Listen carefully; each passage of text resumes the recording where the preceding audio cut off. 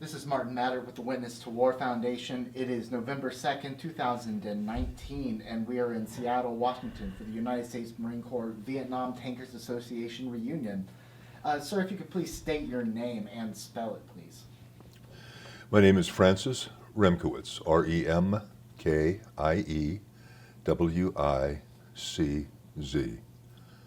And what years were you in the Marine Corps? I went into the Marine Corps in January of 1968, and I was released on an early out in February of 1970. And what years were you in Vietnam specifically? June 1968 through about mid-August 1969. And the rank you were in the Vietnam War? I exited Vietnam as a corporal. The unit you served with? Alpha Company, 3rd Tanks, 2nd Platoon. And if you could tell me the story that you're looking to share today. I wanted to talk about PTSD, post-traumatic stress disorder, which is something that occurs, or at least occurred with me, or to me, after I returned from Vietnam. And the reason why I want to talk about this is because it takes lots of different forms. Mine was a long-term evolution into what became a full-blown case of post-traumatic stress. When I got out of the Marine Corps, I was married shortly thereafter, got out in February of 70. We were married in August of 70. And my wife and I have been married now for a little over 49 years. My wife currently has secondary progressive multiple sclerosis, and she was diagnosed with relapsing remitting multiple sclerosis in 1991. She believes that she had it beginning in about 1987, and it was just in about 6 months ago that it was diagnosed as having been progressed to secondary progressive. The reason why I bring that up is because post-traumatic stress disorder and the symptoms of that and the symptoms of secondary progressive multiple sclerosis are similar, and they collide. And I'll come back to that in a few minutes. When I got out, I went back to college, graduated with a degree, went to work with the federal government for 12 years, and then finally found my calling with California Public Schools. During that time, I was all that time I was burying virtually everything that happened to me in that 1 year in Vietnam. It would, on occasion, rear its symptoms. For example, in about 1981, I dropped my mother-in-law off at the airport. Kathy and I were taking her to the airport, she was going home from a Christmas visit with us. We dropped her off, and I started to pull out from Dulles Airport, the drop-off point, and I had to stop suddenly, and there was a car behind me that didn't stop as suddenly as I stopped and hit my right rear quarter panel of, at that time, it was a brand new van. We'd had it about 2 months or 3 months. I went absolutely ballistic. I got out of the car, I walked around, the guy tried to get out of his car, and I wouldn't let him. And I kept slamming the door, and he'd try to open the door, and I'd slam the door, and finally I just said, "Sir, if you get out of the car, I'm going to kill you." And at that point, he just stopped, and he kind of slid his information out of the window. We swapped information, and then I went back in, got back into the car, and pulled away. And as we were pulling away, Kathy said, "I don't know who you are. Who was that?" And I said to her, "You really don't want to know. You don't want to know that side of me, that personality, that person that developed, and it's that personality that develops when you're in a combat situation for an extended period of time. Pretty much everything gets stripped away. There are probably two guiding principles. One is you protect your friends, and the second one is you don't get killed. And those are the only two rules, and that's all that matters. And the fact of the matter is that when you come across a problem in combat, we were taught, and we worked to the end of, if you have a problem, you kill it. And that's all there is to it. And that's a personality, I think, that in large part gets buried when you return from Vietnam or from Afghanistan or Iraq or Syria or wherever you're coming back from, because it's not the civilized person, it's not the person that you really are, it's the personality that you've developed that you then bury. And with that personality, I believe that with that personality, I buried everything that went with that personality that entire year from Vietnam. A few years later, I'm now at an executive level in a school district, and we are in a very extended board meeting, very late at night, and it just so happens that I'm getting hammered because of the work that I was doing, and the board didn't particularly care for it, but nonetheless. And we took a break. And when we took a break, the staff, along with my boss, went into his office, and we talked about everything that was going on and how we were going to deal with it from that point forward and all of that. And all that time, unbeknownst to me at that moment, was I had my hands on an internal door, on the door handles. And when we finished, and my boss said, well, okay, let's go back. Everybody left the room except for me, and he kind of turned around to me, and I handed him the door, and I said, here, what do you want me to do with this? And I pulled the door right off the hinges. Just another example of the way things happen. In the early 90s, Kathy and I started to have some disagreements. We had a long-standing principle that we would not call each other names no matter what the argument was about. We always argued on the issues. And in large part, I credit that to the fact that we didn't call each other names, to the fact that we were able to work through most of those. Finally, Kathy said, you've got to do something. You have got to get some help.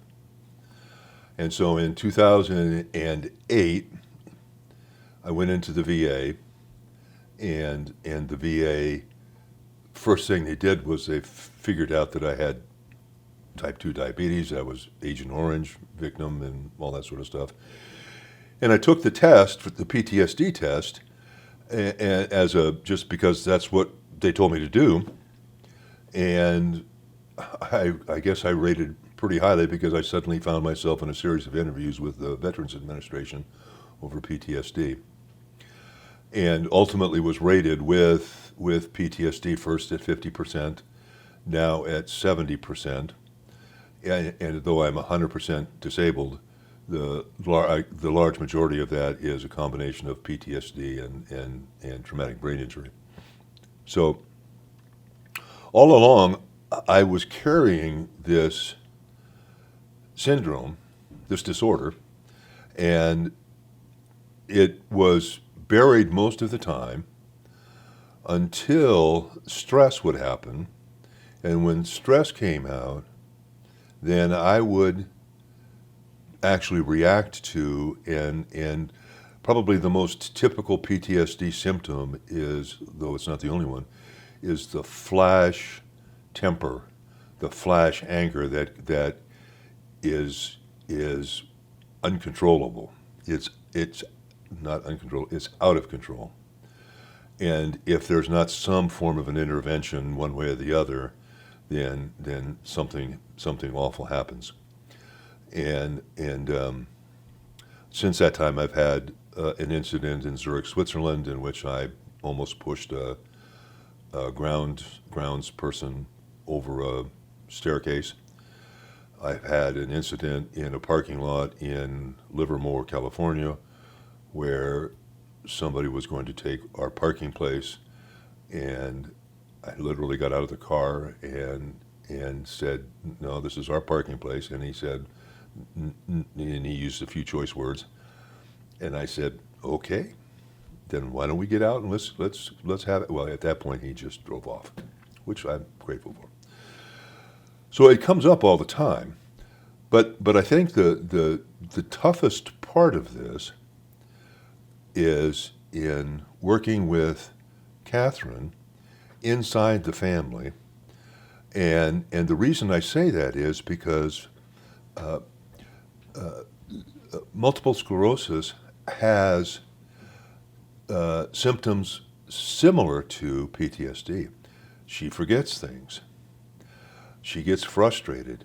She has physical limitations that keep her from doing certain things. And if despite the fact that she wants to do these things, she can't. And so the frustrations on two sides build, and then there's this explosion that occurs. And the way I normally, because I can move, I'm much more ambulatory than she is, I just stop and I just say, "I've had enough," and I walk out the door. And that's how that ends. The VA has tried to help, truly tried to help. I went through 2 of the original PTSD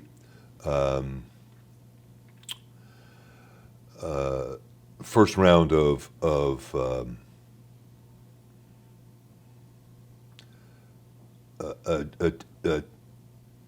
tricks on how to deal with that. It's a seminar.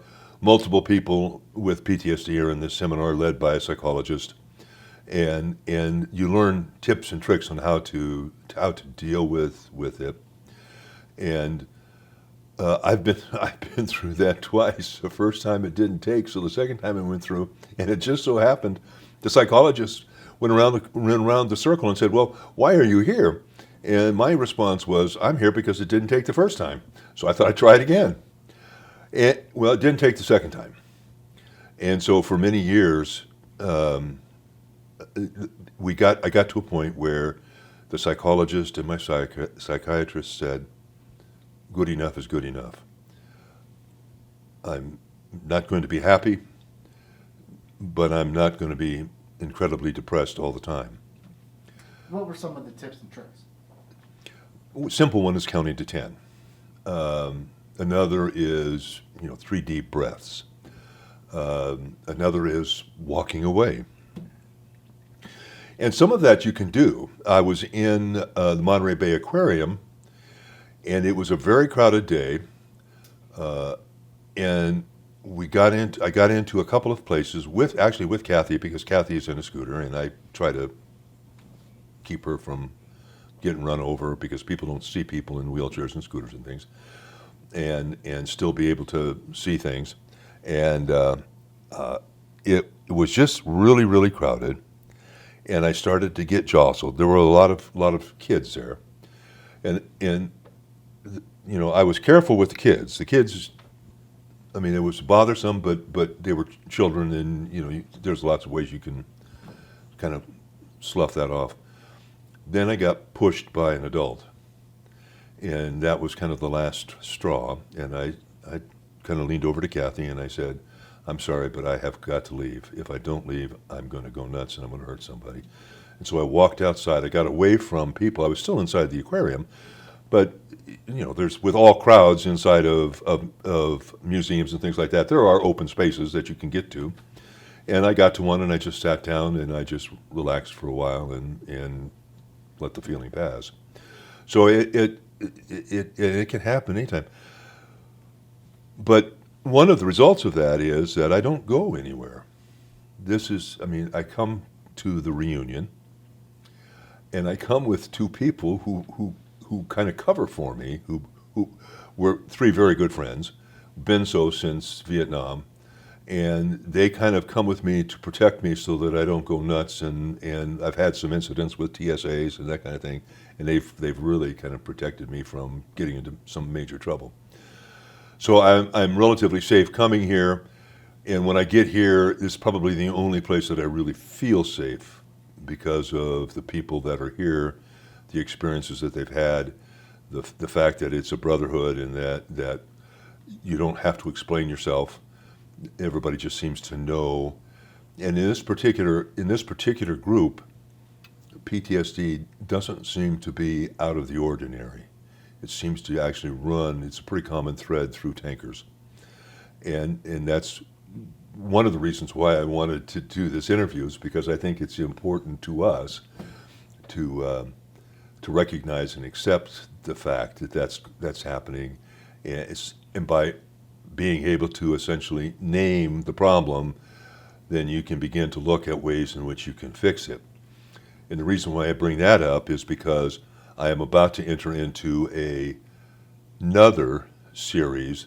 This is, and I tried to look up the name of it again, and I can't. The initials are PCT, and I cannot for the life of me. It's a combination of two types of counseling that are partially effective with PTSD, and lately they've put the two of them together, modified it, and had more success with the combination than they had with either one of them separately. And my psychiatrist suggested that I go through this process because they were more successful, and that I might end up with some more success than I've had in the past. And so I've been screened, I've been accepted into the program, and starting actually next Thursday will be my first session with a counselor. And so, it's interesting to note, at least for me, is that and I have written an article for MS Magazine on this, that there is essentially a double whammy with multiple sclerosis and PTSD in the same household, that she's had to make adjustments for me, which she has done, and I've had to make adjustments for her, which I have done. And it's a constant, it's not a struggle, it's a constant continuum of working towards that relationship that you've had for so many years that you wish to continue. And the reason why I bring that up is because in so many instances, the prevalent MS patient, the most common MS patient, is a woman, and frequently the husband leaves the wife who has MS. The most common PTSD sufferer is a man whose wife will often leave the husband for the PTSD reason, for reasons based in PTSD. And so we work at this jointly together to make this the relationship that we've had in the past and that we want to continue into the future. And it is a constant, it's constant work. One can say marriage is always constant work, which is probably true, but this is we're constantly making an effort, watching each other to make sure that things are, when we can tell when one or the other is off a little bit or moving towards an off, and begin to work with, is there something I can do? Is there,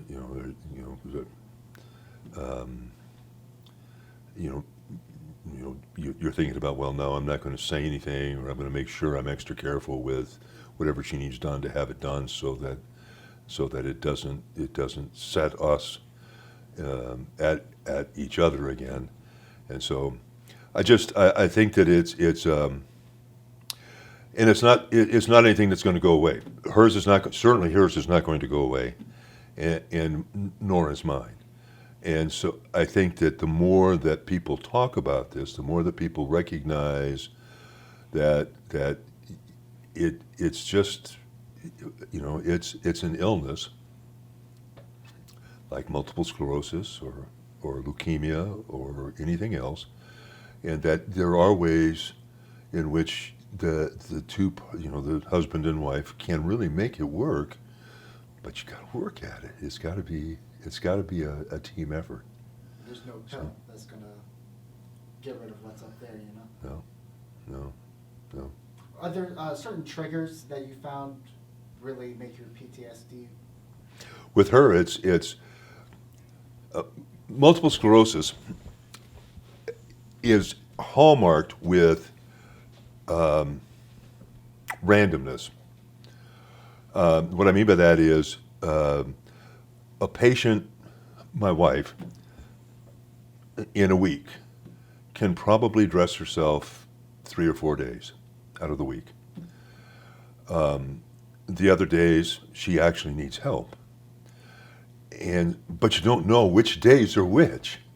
And so, you're constantly there. I'm working with her and I'm helping her to get dressed. And sometimes I have to literally do almost everything, and other times, I just hand her something and she'll put it on and we'll move forward. Sometimes it's faster, sometimes it's slower. And when I don't know, or when I get caught off guard with whatever it is, either faster or slower, I tend to get frustrated. And the frustration is what really flips to anger and then into a conflict between us. And she doesn't always recognize that until it gets to the point where it's already triggered, and she doesn't know it until I tell her that we're in the midst of a conflict, but then suddenly goes, oh, okay. So it's that kind of thing.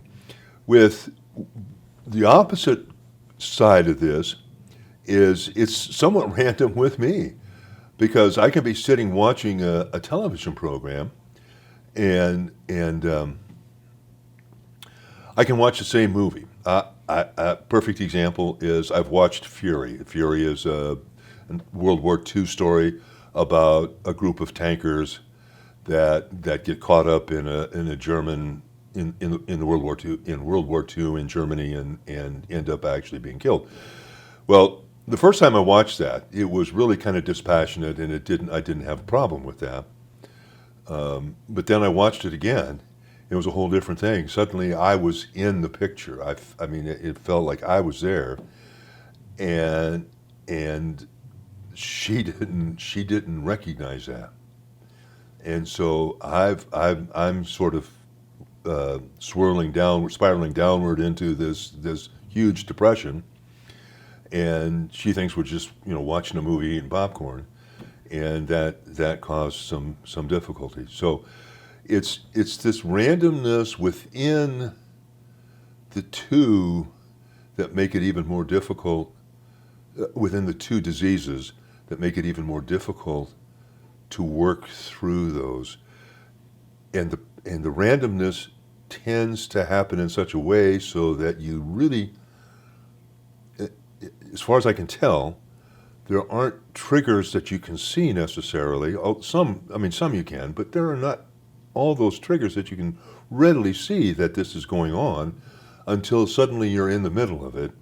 And so what I try to do is, from my vantage point, is I try to recognize that this is going to happen, and that I have to figure out some way that I'm going to escape before I ever even have to escape.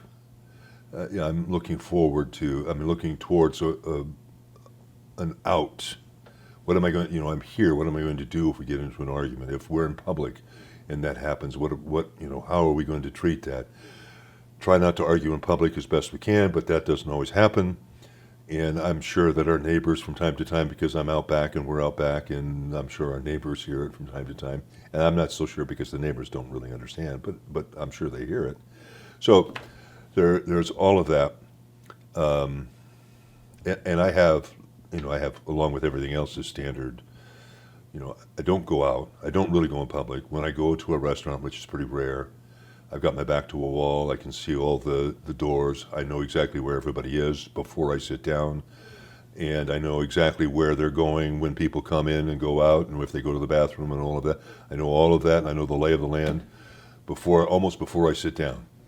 I'm the constant vigilance and all those kinds of things that go with it are present, and that's what I want to try to get under control. I was going to say past. I don't think I can get past, but I want to get it under control. Well, that's about all the time we have for tonight, but thank you so much for taking the time to share your you. insights and stories with me. It's an honor and a pleasure. But more importantly, thanks so much for your service, friend. Thank you.